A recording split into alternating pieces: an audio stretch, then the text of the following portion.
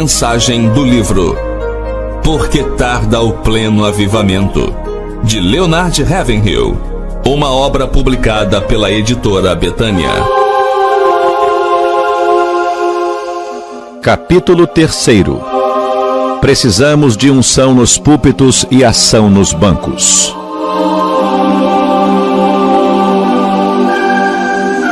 Pode acontecer de um crente ficar muito tempo no estágio de criancinha espiritual e depois, de repente, despertar e amadurecer espiritualmente, tornando-se fervoroso nas batalhas do Senhor e manifestando um intenso amor pelos perdidos. Existe uma explicação para isso, mas nós nos achamos tão abaixo do padrão normal do cristianismo neotestamentário que o normal nos parece anormal. O segredo da transformação a que me referi acima é que houve um momento em que essa pessoa lutou com Deus, como Jacó, e saiu da luta esvaziado do seu ego, mas fortalecido com o poder mediante o seu Espírito Santo. Para se ter uma vida vitoriosa, 2 elementos são indispensáveis: visão e fervor. Sabemos de homens que lutam contra fortíssimas oposições da crítica carnal humana e tomam de assalto os picos pedregosos do território inimigo, tão somente para fincar a cruz de Cristo em lugares onde habita a crueldade.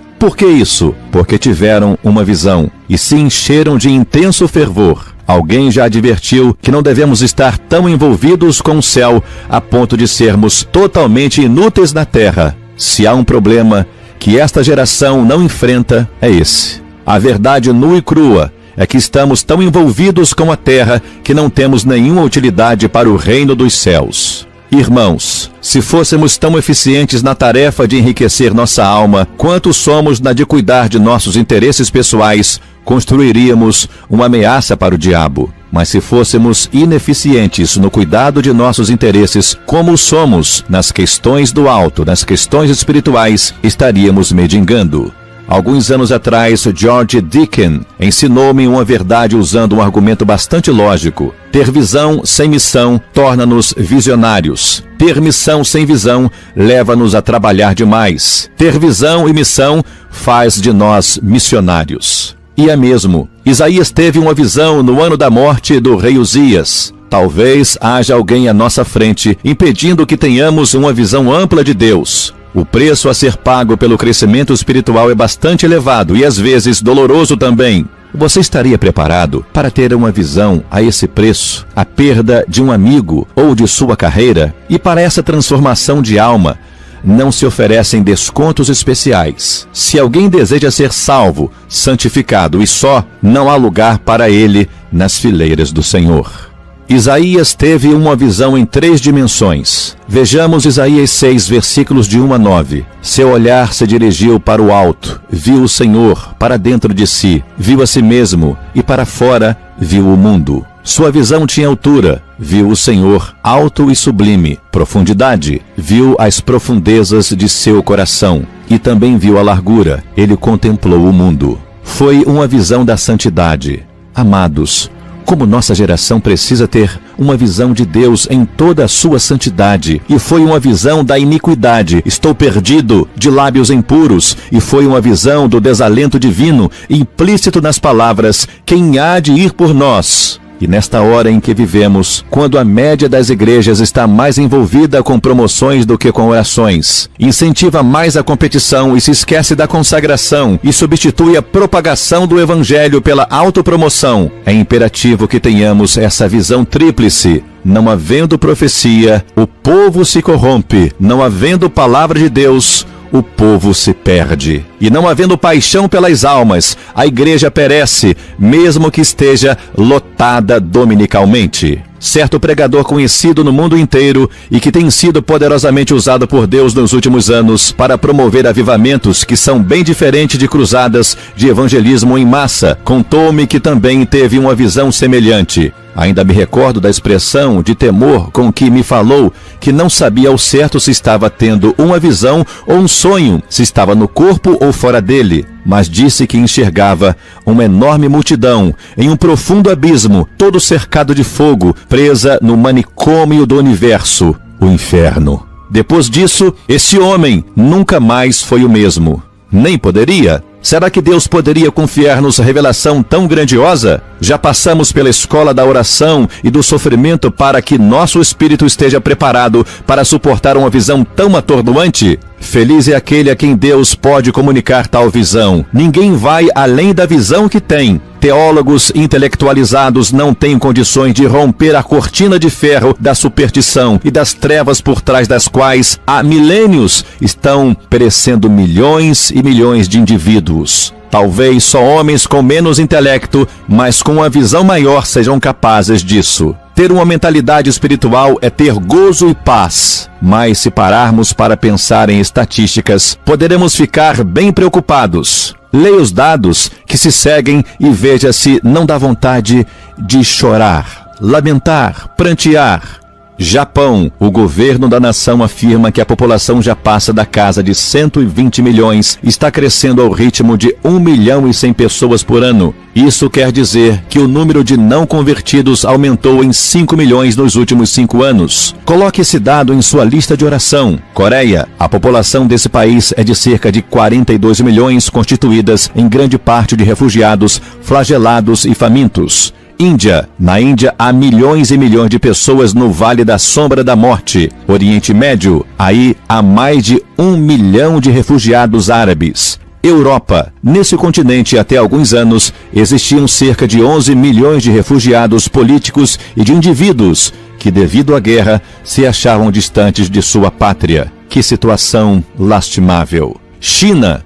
Em Hong Kong, também há milhões de refugiados que escaparam da China comunista e vivem em condições miseráveis. E para aumentar nossa responsabilidade, basta lembrar que há cerca de 20 milhões de judeus, 350 milhões de muçulmanos, 200 milhões de budistas, 350 milhões de confucionistas e taoístas, 500 milhões de hindus, 100 milhões de shintoístas e milhões de adeptos de outras seitas pelos quais Cristo morreu e que ainda não receberam a mensagem do Evangelho que traz vida eterna. Até mesmo nos Estados Unidos, existe em torno de 50 milhões de jovens com menos de 21 anos que não estão recebendo os ensinamentos de Deus, e cerca de 10 mil cidades de pequeno porte onde não há um templo evangélico. Quase 1 milhão de pessoas morrem sem Cristo semanalmente em todo o mundo. Isso não significa nada para você? Precisamos acabar com nossa religião sintética. Uma situação dessas revela a falta de unção nos púlpitos e de ação nos bancos. O fato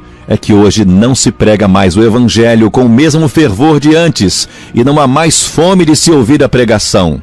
É possível que Deus esteja mais irado com os países de formação protestante, como os Estados Unidos e Inglaterra, do que com os comunistas. Acha essa afirmação absurda? Então pense seriamente no seguinte: na Rússia, há milhões de indivíduos que nunca tiveram uma Bíblia e nunca assistiram a um programa evangélico na televisão ou no rádio. Se pudessem ir a uma igreja, iriam de bom grado. Talvez estejam equivocados aqueles que oram no sentido de que os perdidos tenham uma visão do inferno para que se arrependam. Pode ser que eles precisem mais de uma visão do Calvário, do Salvador sofrendo, a estar com eles para que se arrependam. Porque iriam querer perecer depois de visualizarem o Calvário. Conta-se que William Booth, fundador do Exército de Salvação, costumava dizer que, se pudesse, gostaria de proporcionar aos seus soldados, em fim de curso, a oportunidade de passarem 24 horas espiando para dentro do inferno para que contemplassem o eterno tormento que ali impera. As igrejas fundamentalistas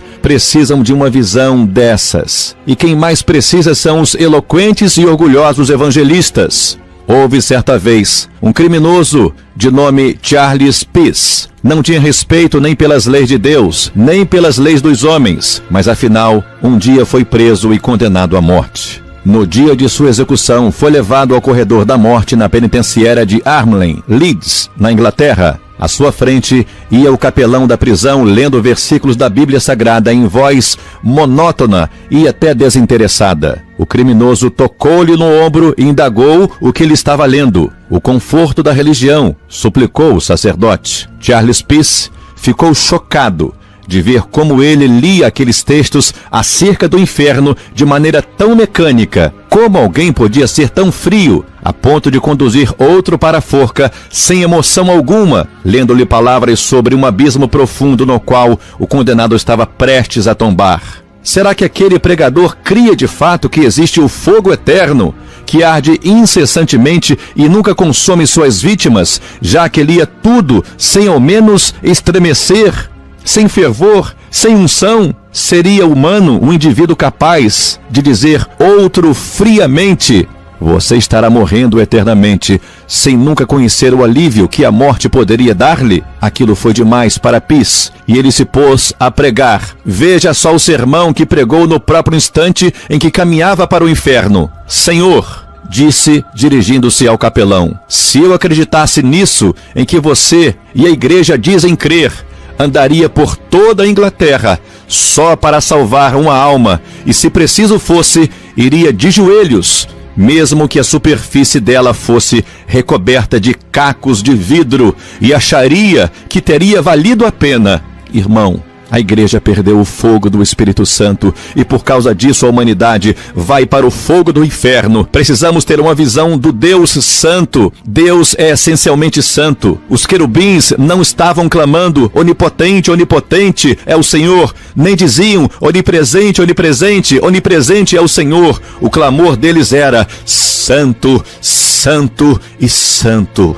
Precisamos deixar que o amplo conceito desse termo hebraico penetre de novo em nossa alma. Se faço a minha cama no mais profundo abismo, lá estás também. Se tomo as asas da alvorada, ele está lá. Nesta vida temporal, Deus nos cerca por todos os lados. E Ele mesmo, o Deus do qual não se pode fugir, nos aguarda na eternidade. É melhor procurarmos ter paz com Ele aqui e nos posicionarmos no centro de Sua vontade agora, neste momento. Um bom estímulo para nossa alma seria permanecermos trementes na presença desse Deus Santo todos os dias antes de sairmos para o trabalho. Aquele que teme a Deus não teme os homens. O que se ajoelha diante de Deus não se curva em nenhuma situação. Se tivéssemos diariamente uma visão desse Deus Santo, iríamos sentir-nos deslumbrados diante de sua onipresença, extasiados ante sua onipotência, silenciosos diante de sua onisciência e quebrantados diante de sua santidade. E a santidade dele se tornaria nossa. A maior vergonha de nossos dias é que a santidade que ensinamos é anulada pela impiedade de nosso viver. Um pastor de vida santa torna-se um instrumento poderosíssimo nas mãos de Deus, disse Robert Murray. Antes de Isaías passar pela experiência descrita no capítulo 6 de seu livro, ele proferiu uma série de ais para diversas pessoas. Mas naquele momento, ele viu a si mesmo e disse: ai de mim, sou eu mesmo, Senhor, quem está precisando de oração, diz um hino negro espiritual.